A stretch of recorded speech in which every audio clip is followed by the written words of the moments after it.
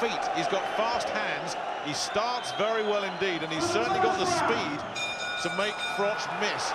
And they don't want to give him any kind of bridgehead to work with. They want to get on top of him and get on top of him early. Well, that's the theory. Let's see how it works in practice. And watch out for the left hook of Youssouf Mack. It's a useful weapon, and he'll want to land it. Yeah, well, coming from Philadelphia, you reckon they're going to have a left hook. He's slick.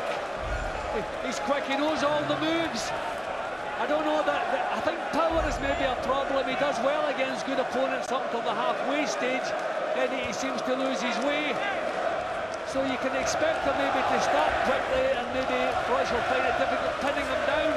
So a cool head, and just keep things nice and steady in the early stages for Froch.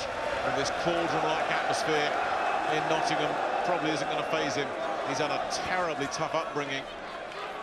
Seen an awful lot of personal tragedy close up. So a few thousand baying boxing fans aren't going to bother him one little bit.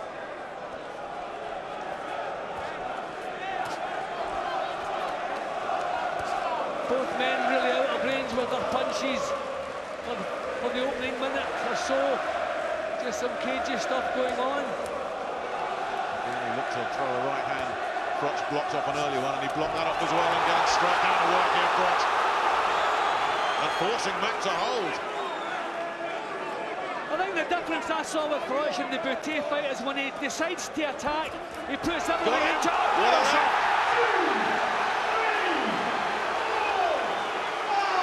And Mack has bounced up as if to say, I wasn't hurt, but he was.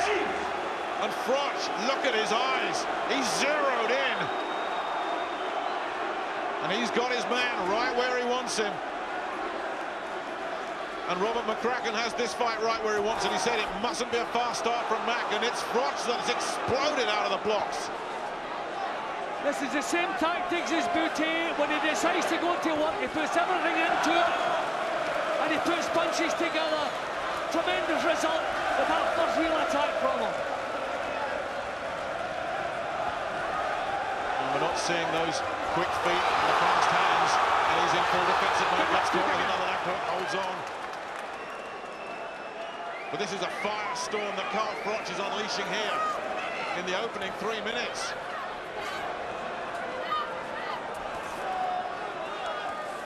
And Mack's only real chance, surely, was to get off to a quick start, put 2 or 3 rounds in the bank. This has been near disaster for him. And again, caught wide open again and all over the place. And Froch could get him out of there early. Good body shot. Mack praying for that bell. See, when you have the confidence of the chin that Froch has, you can just set up attacks. Yeah, I think shell-shocked is a word for Youssouf Mack. He's shell-shocked. He does not know what's hit him in the opening round here. What a start. Better than any of us dared to expect. And Youssouf Mack is looking as if to say, what on earth just hit me? No, give me that guy. I got it. This is what just hit him. See, the new Carl Froch, this is what he does when he decides to launch an attack. He puts everything into it. I think the feet maybe get a little bit tangled up as well with that knockdown, but the punch did cause the knockdown. We'll maybe see that from a different angle. It's possible the feet did get a little bit caught, but it was a decent punch that put him over, but he's straight back up, looking straight back at Froch. But he took big punches after that. And you have to admire the way when Froch decides to go to work, he puts everything into it. There are no rangefinders. Every punch with mean intention. That was a glancing blow behind the ear, and over it goes.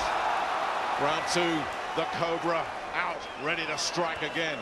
And Youssouf Mack has got to try and do something. One of his great strengths is his footwork, his legs. Surely he needs to use those now to just buy himself some time, try and weather this little crisis. But if Froch has taken his legs with that early assault, he is in real trouble. Yeah, we're saying the confidence that Froch has in his own chin. He knows he can take chances, he knows he can march in to punching range and swap blows with anyone. And I think that's the big problem that is going to be that for Mack. He doesn't have the power to deter him. Talking of legs, those 35-year-old legs of Carl Froch as well. He's modified his training a little bit. He now does a 25-mile bike ride which has replaced one of his regular runs. So it's hard cycling, out of the saddle stuff. He says it's doing great stuff for the legs, keeping them strong. He's boxing well as well, Froch, sensible, using the jab. But you know, when he decides to launch an attack, he's going to put everything into it. And I don't know that Mac will be able to cope with that. When you see Mac in distress, you look at the tapes of his defeats against... Oh, that was a sneaky little right hand he got in there. That'll give him a bit of confidence. But when he does start to ship some punishment, he really struggles mentally, Yusuf Mack. And that's what Carl Froch has got to do here. Break his heart, make him lose any belief he's got. Couple of solid body shots coming in. But so far, Mack staying out of trouble. And again, Froch working the body.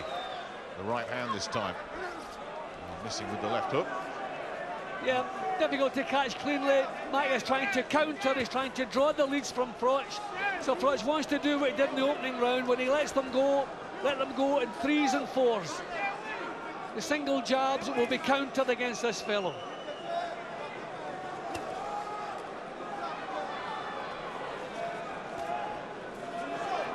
He's a bit more patient from Froch. A lot of people here were expecting that he would rack things up. But Mack showing a little bit of boxing intelligence himself here. He's staying out of range. That sneaky right hand as well earlier in this round. I need a few more of those to slow Carl Froch down. Yeah, not a lot landed in this round. A good double body attack from Froch early on in the round, but most just slightly out of range. Oh, good shot there. That wasn't, yeah, the right hand came through, got him, followed up with another right hand, and Mack trying to fight his way back out of it, gets caught again. I think the gum shield flew out there, right on the bell. And Mack showing a flash of defiance. But Froch had him in trouble right on the bell. And if he'd started that 30 seconds ago, who knows? That gum shield just flew out of there. Only thing you do is just stand in the same spot too every fucking big long. punch You understand? You hear me say? Froch lands is shaking this fellow up. See, it's the change I see in Carl Froch recently is the fact that when he decides to launch an attack, everything is put into that. He has the confidence of knowing he can walk through what the other fellow has, and he's prepared to do that. He knows he can land bigger punches than the ones that are coming his way. And look at the commitment when he sets himself to work here. Just total commitment, prepared to walk through anything. Well, it's shades of what we saw against Lucian Bute, an utter destruction job. When he does unload, watch out. Well, Mack has been on the floor. But apart from the last few seconds of that second round, it was a better one for him. Let's see if Froch can keep that pace up, just discourage him a little bit more. It's certainly been the start that McCracken wanted. He didn't want Mack getting his nose in front early and thinking, hello, I might be able to get something here. The right hand from Mack catches Froch. But you see, you know by the way that Mack sets himself up that he can't get power into any punches. He widens his stance, you know, he's ducking low to draw the lead, so you know that he can't come back with anything powerful, you know, from that stance. So Froch can just, when he decides, just march straight up and let the shots go. That's what will his power be like down at super middleweight. It's 5 years since he boxed at super middle, and he lost to Librado Andrade and decided, you know what, I'm going to go up to 175. Here he is back down at 168, and he only just made it on the scales. What will that do to his power? You know, too often we've underestimated or understated the boxing ability that Froch has. You know, you can see the way he's working off the jab here, just probing, making the opportunities, then taking them when they crop up. Just taking his time, paying this guy full respect, although he's probably confident this fellow can't hurt him. Again. Once again, Mack's in trouble, and it's Froch that's showing the hand speed. Again, switching from head to body. The right hand upstairs, banging in that left hook to the body.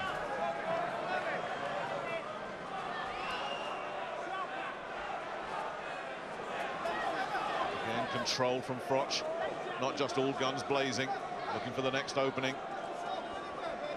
Mack not showing us a lot at all. Just showing the patience here. I mean, Mack is outgunned. He's not able to outsmart Froch. He's not able to outbox him, so he must be asking himself, what am I going to do here tonight? Froch walking through him.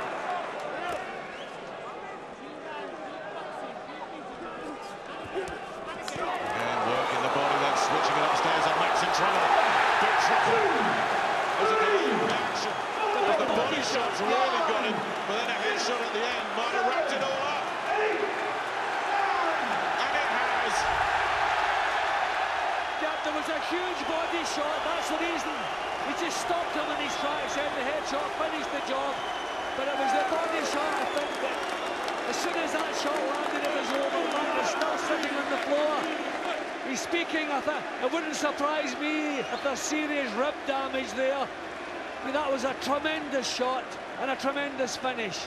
It was obvious right from the opening round that he didn't have the power, the strength, or the boxing ability to keep Carl Froch at bay. From that point on, it was a matter of time. And thankfully, for Mack's case, it wasn't prolonged, it was quick. Well, they're getting the paramedics in. Hopefully that's just a precaution. But Carl Froch, he's turned into a demolition man. He really has. He had him on the floor in the first round. He shook him up in the second round and destroyed him like this. See, there you go. Bang, there's the body shot, which had just stopped him in his tracks and in the head. Two tremendous punches to finish the job, and full credit to Mack there. I mean, his wits are about him, he's in pain. You know, I'm sure the ribs will be broken there. That man is in severe pain. His head's clear, despite the fact that he took a tremendous shot to the head. But that's the body damage. Ribs, at least a couple of ribs broken, I'm sure, with that. Tremendous punching from Froch. This man, Froch, just seems to be getting better and better. Well, he really is. You know, he wants that trilogy, doesn't he? Lucian Bute, well, I wonder if he wants any part of that rematch that is talked about in March. What's Lucian Bute doing sitting in Montreal watching this and thinking? What's Andre Ward thinking? What about Mikkel Kessler? Yeah, on this form, Jim, Froch is going to be a match for any of them, even Ward. Well, I feel that the Super Six took a lot out of some of the fighters who were in it, but I think Carl Froch became a better fighter through that. Both him and Andre Ward. But I think he's boxing better now than he's ever done. His confidence at an all-time high. I'd love to see a return with Kessler or Ward, preferably Kessler. Well, one thing is for certain, this place hasn't seen the last of Carl Froch. He really is looking sensational. What a finish. He was a hot favourite. We found out why. Yusuf Mack just couldn't live with him. Froch destroyed him in 3.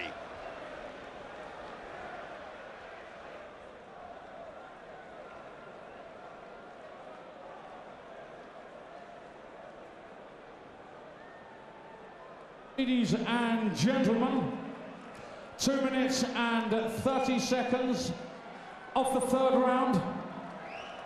On a count out, your winner, and still the IBF Super Middleweight Champion of the world, the Cobra, Carl.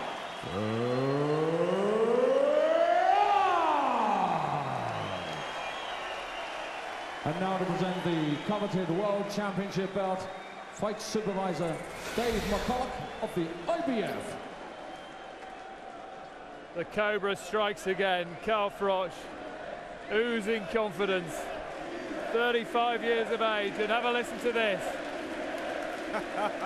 That's what the crowd think. Easy, easy, easy.